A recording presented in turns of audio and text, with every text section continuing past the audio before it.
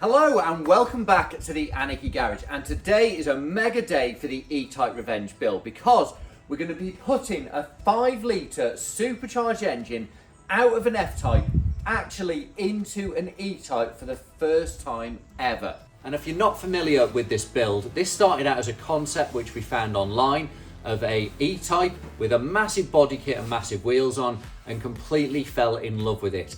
And that then turned into putting a brand new F-Type engine and running gear into this car. So let's get cracking on with putting my space frame on the front of the E-Type.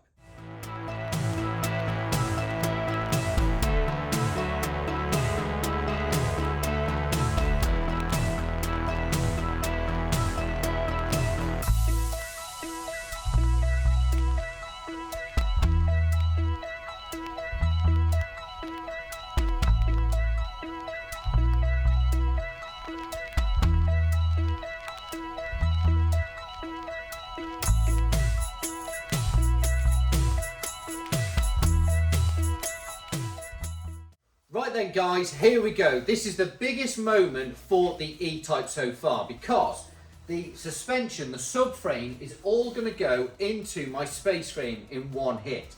Now, because that's in for the first time, that also means that I could then actually mount the engine in this car as well for the very first time. Then making it the first ever 5 litre supercharged E-Type. So let's get it all together and make this happen.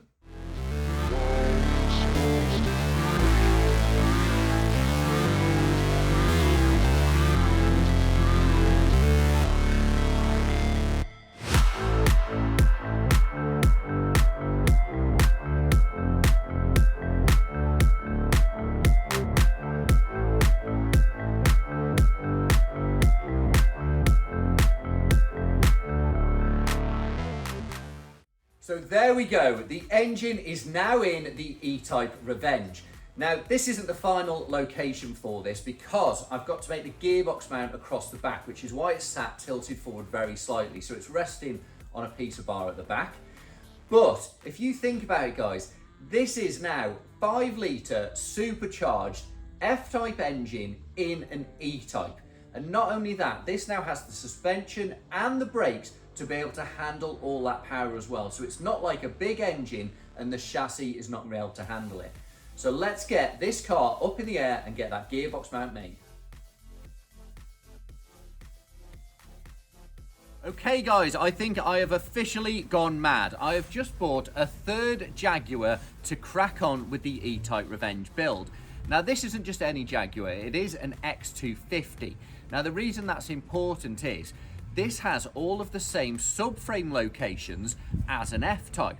Now unfortunately the F-Type is all aluminium, so I can't transfer any of the chassis into the E-Type.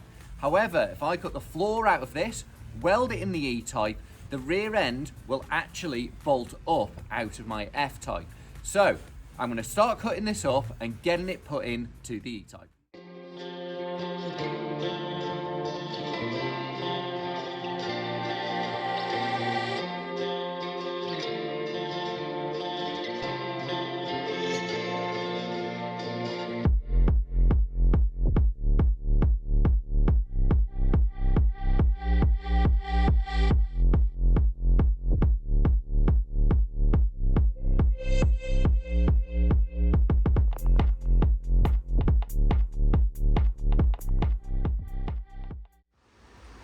Here it is then, that really big yet nerve-wracking moment for the E-Type Revenge build, and that is cutting out these rear arches.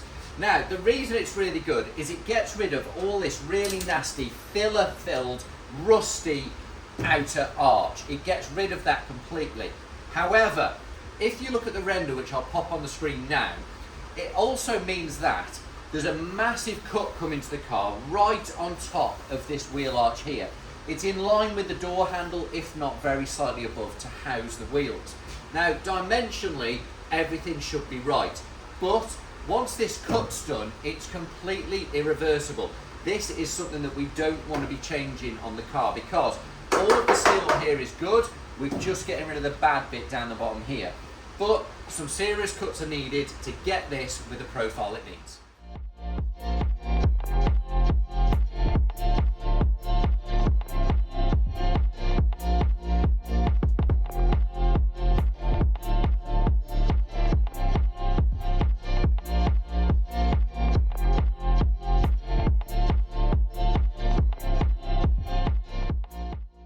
So that is the fuel tank now removed out the back. And if you do know anybody who is after a genuine Series 3 E-Type fuel tank, make sure you comment below because I'm sure this will help somebody out in their project.